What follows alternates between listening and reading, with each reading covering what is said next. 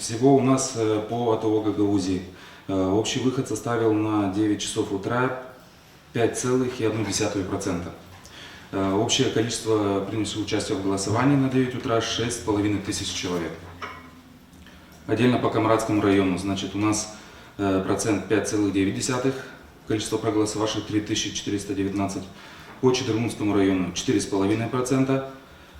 Значит, число принявших участие в голосовании 2173. И по Вулканежскому району у нас 4,3%, количество принявших участие в голосовании 908.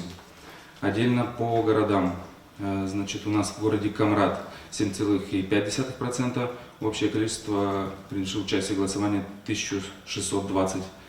Отдельно по Чедырлунге, значит, у нас 7,2%, общее количество принявших участие в голосовании 1262. И отдельно по городу Вулканеж 3,7%, общее количество принявших участие в голосовании по городу 515.